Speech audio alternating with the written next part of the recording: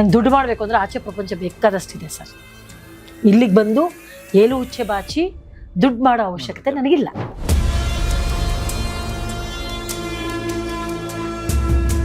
ಅಷ್ಟು ಸುಲಭವಾಗಿ ನನ್ಗೆ ಯಾರು ರೆಡ್ ಕಾರ್ಪೆಟ್ ಹಾಕ್ಬಿಟ್ಟು ಬಾರಮ್ಮ ನಿನಗೆ ಸ್ವಾಗತ ಅಂತ ಯಾರು ಕರೆದಿಲ್ಲ ಸರ್. ಸರ್ ಊಟ ಹಾಕದೆ ಹೋದ್ರು ಪರವಾಗಿಲ್ಲ, ಹಸ್ದಾಗ ಊಟ ಹಾಕ್ಬೇಕು, ಇಲ್ಲ ಮೈ ಮುಚ್ಕೊಳಕ್ ಒಂದು ಬಟ್ಟೆ ಬೇಕು.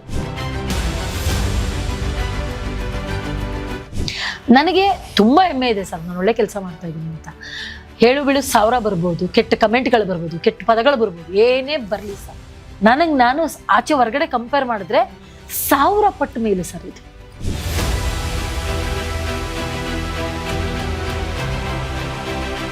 ಸರ್ ನಾನು ಪ್ರತಿಯೊಬ್ರು ಮಕ್ಕಳು ಕೇಳ್ಕೊಳ್ಳೋದೇನಂದ್ರೆ ಅಪ್ಪ ಅಮ್ಮನ್ನ ಬೀದಿಗೆ ಬಿಡಬೇಡಿ.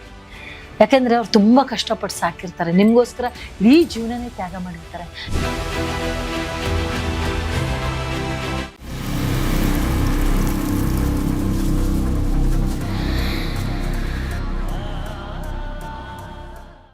ಈಗ ಎಷ್ಟು ಮಾಡಿದ್ರೆ ಮುಂದಿಂದು ಇವತ್ತವರೆಗೂ ನಾನು ಇಂಡಸ್ಟ್ರಿಯಲ್ಲಿ ಎಲ್ಲೂ ಕೇಳಿಲ್ಲ ಸರ್. ನಾನೊಬ್ಳು ಕಲಾವಿದೆಯಾಗಿ ನಾನು ಏನ್ ಮಾಡಿದೀನಿ ಅಂತ ತೋರಿಸ್ಬೇಕಿತ್ತು. ಆ ತೋರ್ಸೋದಕ್ಕೆ 3 ವರ್ಷ ಬೇಕಾಯ್ತು ನನಗೆ. ಇವಾಗ ಬೇಕಾಯ್ತು, ಯಾಕಂದ್ರೆ ನನ್ನನ್ನು ತುಳಿಯೋಕ್ಕೂ ತುಂಬಾ ಜನ ಬಂದ್ರು. ಅಯ್ಯೋ ಎಲ್ಲೋ ಇದ್ದವಳೊಬ್ಳು ಕಲಾವಿದೆ ಇಲ್ಲಿ ಬಂದು ಮಾಡ್ತಿದ್ದಾಳೆ ಅಂತ.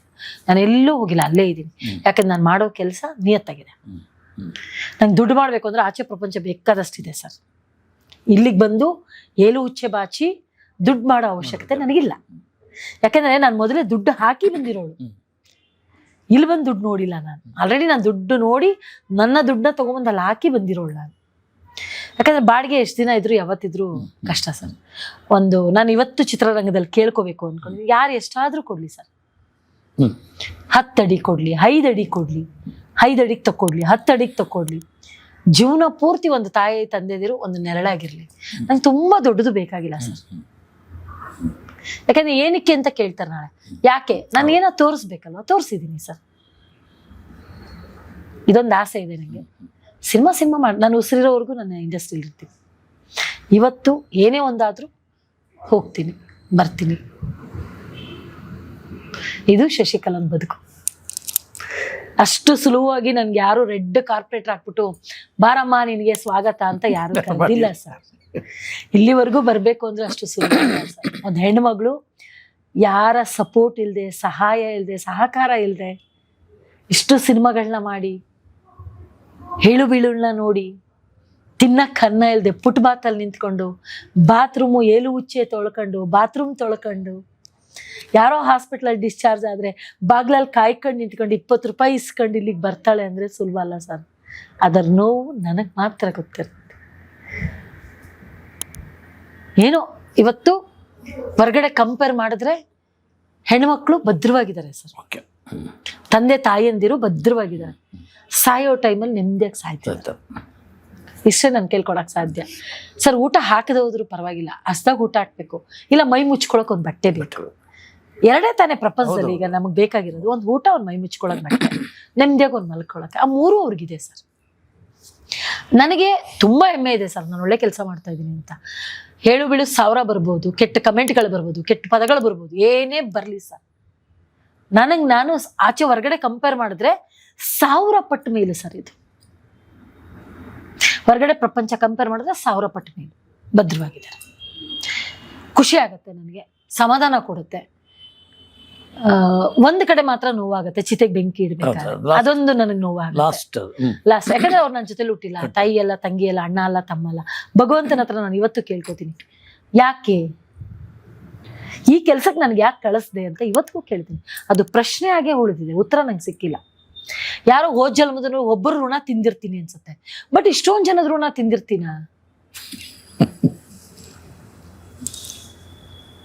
ಒಂದೊಳ್ಳೆ ಕೆಲಸ ಮಾಡ್ತಾ ಇದ್ದೀನಿ ಅಂತ ಸಪೋರ್ಟ್ ಇದೆ, ಒಳ್ಳೆ ಮನಸ್ಸಿದೆ. ಇವತ್ತು ಚಿತ್ರರಂಗದಲ್ಲಿ ಇವತ್ತು ಕೇಳ್ಕೊತೀನಿ, ಯಾರು ಎಷ್ಟಾದ್ರೂ ತಕ್ಕೊಡಿ, ನಿಮ್ಮವಳು, ನಿಮ್ಮ ಜೊತೆ ಇದ್ದಂಥವಳು, ಒಂದೊಳ್ಳೆ ಕೆಲಸ ಮಾಡ್ತಾ ಇದ್ದೀನಿ, ನಿಮ್ಮ ಮನೆ ಹೆಣ್ಮಗಳು, ಏನ್ ಬೇಕಾದ್ರೂ 1 ಅಡಿ, 10 ಅಡಿ, 5 ಅಡಿ ಎಷ್ಟಾದ್ರೂ ತಕ್ಕೊಡಿ, ಒಂದು ನೆಲೆ ಅಂತ ಮಾಡ್ತೀನಿ, ಒಂದೊಳ್ಳೆ ಕೆಲಸ ಮಾಡ್ತಾ ಇದ್ದೀನಿ, ಸಪೋರ್ಟ್ ಮಾಡಿ ಅಂತ ಕೇಳ್ಕೊತೀನಿ ಸರ್.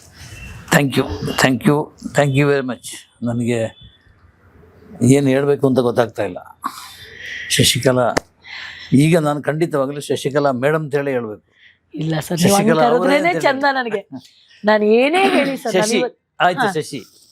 ಸೊ ಈಗ ಸಂಬಂಧಗಳ ಬಗ್ಗೆ ಇಷ್ಟೊತ್ತು ಮಾತಾಡ್ತಾ ಸೊ ಆ ಸಂಬಂಧ ನಮ್ಮನ್ನು ಬೆಸ್ಬಿಟ್ಟಿದೆ. ಶಶಿ ಅಂತೇಳಿ ನಾನು ಕರಿತೀನಿ. ಸೊ ಅವರಿಗೆ ನೋಡಿ 20 ವರ್ಷ ಸರ್ ಇಂಡಸ್ಟ್ರಿಯಲ್ಲಿ ಒಬ್ರಿಗೂ ಗೊತ್ತಿರ್ಲಿಲ್ಲ. ಚಿತ್ರಲೋಕ ನಮ್ಮ ವೀರೇಶ್ ಅವರು ಇಂಟರ್ವ್ಯೂ ಮಾಡಿದ್ರು. ಅವತ್ತು ನಮ್ಮ ಮನೆಯವ್ರು ಇಲ್ಲ ಅಂತ ಹೇಳಿದ್ವಿ. ಅದು ಫಸ್ಟ್ ಟೈಮ್ ಸರ್ ನಾನು ಇಂಡಸ್ಟ್ರಿಯಲ್ಲಿ ಹೇಳ್ಕೊಂಡಿದ್ದು.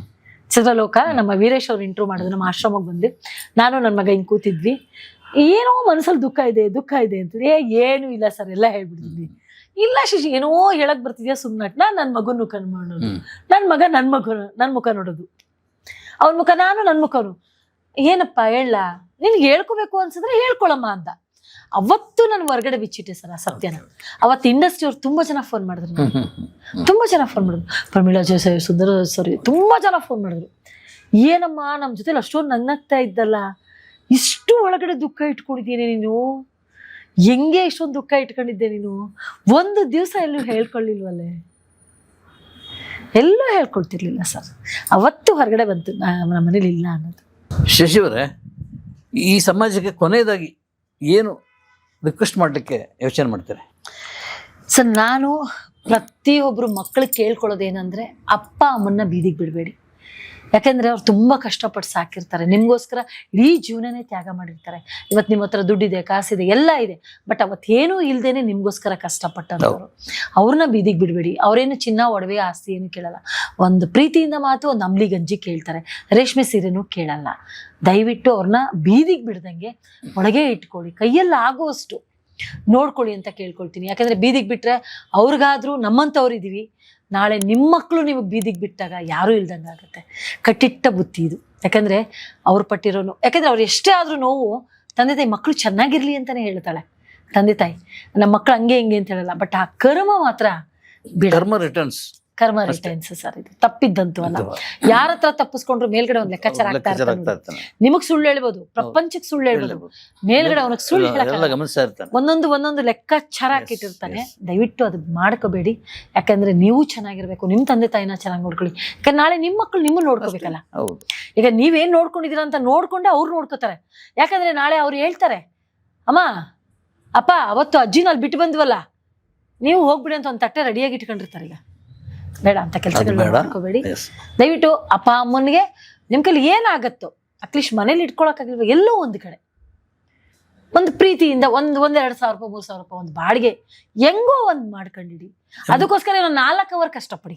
ಈಗ ಹೆಂಡತಿ ಮಕ್ಳು ಬೆಳಗಿನ ಸಂಜೆವರೆಗೂ ಕಷ್ಟಪಡ್ತೀರಿ, ದುಡಿತೀರಿ, ಅದು ಸಾಕಬೇಕು, ಅದು ನಿಮ್ ಧರ್ಮ, ನೀವು ಮಾಡ್ಕೊಂಡಿದ್ದೀರಿ, ಸಾಕ್ಬೇಕು, ಬಿಡಿ ಅಂತ ನಾವು ಯಾವತ್ತೂ ಹೇಳ್ತಾ ಇಲ್ಲ.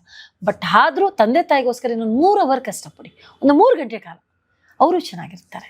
ಅವ್ರು ನೆಮ್ಮದಿಯಾಗಿ ಹೋದ್ರೆ ನೀವು ನೆಮ್ಮದಿಯಾಗಿ, ಅವ್ರ ಅಪ್ಪ ಚೆನ್ನಾಗಿರೋ ಅಂತ ಎಲ್ಲೋ ಹೋಗ್ತಾರೋ ನೀವು ಚೆನ್ನಾಗೇ ಇರ್ತೀರಿ. ಇದೆಲ್ಲ ಇಷ್ಟು ಘಟನೆಗಳನ್ನು, ಇಷ್ಟು ಮಂದಿಗಳನ್ನು, ಇಷ್ಟು ತಾಯಂದಿರನ್ನು ನೋಡಿದ್ರಿಂದ ನಿಮ್ಮಿಂದ ಬರ್ತಾ ಇದೆ ಮಾತುಗಳು ಅಲ್ವಾ? ಖಂಡಿತ ಸರ್. ದೇವಸ್ಥಾನದಲ್ಲಿ ನಾವು ದೇವರು ಎಷ್ಟು ಪವಿತ್ರವಾಗಿರ್ತಾಳೋ, ಪ್ರತಿ ಒಂದು ಹೆಣ್ಣು ಸರ್ ಅಷ್ಟೇ ಪವಿತ್ರವಾಗಿರ್ತಾಳೆ. ಅಷ್ಟೇ. ಇವಾಗ ದೇವಸ್ಥಾನದಲ್ಲಿ ಈಶ್ವರ, ಪಾರ್ವತಿ, ಈ ಕಡೆ ಅಪ್ಪ, ಈ ಕಡೆ ಅಮ್ಮ, ಅವ್ರು ಪವಿತ್ರವಾಗಿ ಇರ್ತಾರೆ ಸರ್. ಯಾವತ್ತೂ ಅವ್ರು ಪವಿತ್ರನೇ. ನಾನು ಕೇಳ್ಕೊಳ್ಳೋದಷ್ಟೇ ಸರ್, ಪ್ರತಿ ಒಂದು ಹೆಣ್ಮಕ್ಳು ದೇವಸ್ಥಾನದಲ್ಲಿ ಗರ್ಭಗುಡಿಲಿ ಎಷ್ಟು ಪವಿತ್ರವಾಗಿರ್ತಾಳೋ, ತಾಯಿ ಆದವಳು ಅಪ್ಪ ಆದವನು ಅಷ್ಟೇ ಪವಿತ್ರವಾಗಿರ್ತಾರೆ. ಯಾಕಂದ್ರೆ ಅವ್ರ ಕಲ್ಮನ್ಸಿಲ್ಲ ಸರ್. ದಯವಿಟ್ಟು ಅಪ್ಪ ಅಮ್ಮಂಗೆ ಕೆಟ್ಟ ಪದಗಳನ್ನ ಹೇಳ್ಬೇಡಿ. ನೋವಾಗತ್ತೆ, ತುಂಬಾ ದುಃಖ ಪಡ್ತಾರೆ, ಒಳಗಡೆನೆ ಸಂಕಟ ಪಡ್ತಾರೆ, ಹೇಳ್ಕೊಳಲ್ಲ ಕೆಲವರು. ಹೇಳ್ಕೊಡ್ರೆ ಪ್ರಪಂಚದಲ್ಲಿ ನನ್ನ ಮಕ್ಳು ಹಿಂಗ ಅಂತ ಹೇಳ್ಕೊತಾರೆ. ತಾಯಿ ಅಕ್ಕ ತಂಗಿರ ಜೊತೆನೂ ಅವ್ರ ಮಕ್ಕಳ ವಿಷಯ ಬಿಟ್ಕೊಡಲ್ಲ. ಯಾಕೆ ಹೇಳಿ? ಅವಳು ಅಂದ್ರೆ ಸಹಿಸ್ಕೊತಾಳೆ, ಅಕ್ಕ ಅಂದ್ರೆ ಸಹಿಸ್ಕೊಳ್ಳಲ್ಲ, ತಮ್ಮ ಒಂದ್ ಮಾತಂದ್ರೆ ಸಹಿಸ್ಕೊಳ್ಳಲ್ಲ ಮಕ್ಕಳಿಗೆ. ಹಾಗೆ ತಾಯಿ ತುಂಬಾ ಪವಿತ್ರವಾದ ವಸ್ತು, ಮತ್ತೆ ಸಿಗಲ್ಲ, ಉಳಿಸ್ಕೊಳ್ಳಿ ಅಂತ ಕೇಳ್ಕೊತೀನಿ sir. Yes, thank you Shashi, thank you. ಅದ್ಭುತವಾದ ಕೆಲಸ ಮಾಡ್ತಾ ಇರೋದು. ನಾನೇನು ಜಾಸ್ತಿ ಜರ್ನಲಿಸ್ಟ್ ಬಂದಾಗ ಏನು ಮಾಡ್ತಾ ಇದ್ನೋ, ಚತುರ್ಥ ಚಿತ್ರಗಳು ಅಂತೇಳಿ ಬರೆದು ಒಂದಷ್ಟು ಅಸಹಾಯಕ ಕಲಾವಿದರಿಗೆ ಏನೋ ಸಹಾಯ ಆಗ್ತದಾ ಇಲ್ವೋ ಅಂತ ಟ್ರೈ ಮಾಡಿದ್ದೆ. ಅದು ಆಗಿದೆ. ಅದು ಆ ಖುಷಿ, ಆ ನೆಮ್ಮದಿ ಇದೆಯಲ್ಲ. ನಾನು ದುಡ್ಡು ಕೊಟ್ಟಿಲ್ಲ, ಯಾರೋ ಒಬ್ಬ ಪ್ರೊಡ್ಯೂಸರಿಗೆ ಫೋನ್ ಮಾಡಿ ಇಷ್ಟು ಕೊಡಿ ಸರ್ ಅಂತ ಹೇಳಿದಾಗ ಅವರು ಕೊಟ್ಟಿದ್ದಾರೆ. ಸೊ ಆ ನೆಮ್ಮದಿ ನನಗೆ ಏನು ಅಂತ ನನಗೆ ಗೊತ್ತಿದೆ. ಆ ನೆಮ್ಮದಿ ಶಶಿಗೆ ಇದೆ. ಅವರು ಸುಖದಲ್ಲಿ ಇರಬೇಕು, ಸುಖದಲ್ಲಿ ಇರ್ತಾರೆ. ಯಾಕೆಂದರೆ ತುಂಬ ಒಳ್ಳೆ ಕೆಲಸ ಮಾಡಿರೋರು. ಹಲವು ತಾಯಂದಿರಿಗೆ ತಾಯಿಯಾಗಿ ಇದ್ದಾರೆ ಶಶಿ. So thank you. ಇನ್ನೊಂದು ಬಾರಿ ಮಾತಾಡೋಣ. ಈಗ ಇಷ್ಟಕ್ಕೆ ನಮ್ಮ ಈ ಕಾರ್ಯಕ್ರಮ ಮುಗಿಯುತ್ತೆ. ಥ್ಯಾಂಕ್ ಯು ಶಶಿಮ್ಮ. ನಿಜವಾಗ್ಲೂ ಖುಷಿ ಆಯ್ತು ಸರ್. ನನಗೆ ನಿಮ್ಮ ಸಂಬಂಧ ಬರೀ ಫೋನಲ್ಲೇ ಇರ್ತಿತ್ತು. ಹೌದು, ಇವತ್ತು ಎದುರುಗಡೆ ಬಂದು ಅಲ್ಲಿ ಇಲ್ಲಿ ಸಿಕ್ತಿದ್ವಿ. ಬಟ್ ಇವತ್ತು ಈ ವೇದಿಕೆಯಲ್ಲಿ ನಾನು ನನ್ನ ನೋವು, ನನ್ನ ಕಷ್ಟನ ಹಂಚ್ಕೊಳ್ಳೋಕೆ ನೀವು ಒಂದು ಅವಕಾಶ ಕೊಟ್ಟಿದ್ದಕ್ಕೆ ನಿಮಗೆ ತುಂಬ ಹೃದಯದ ಧನ್ಯವಾದಗಳು ಸರ್. ನಮಸ್ಕಾರ ಸರ್.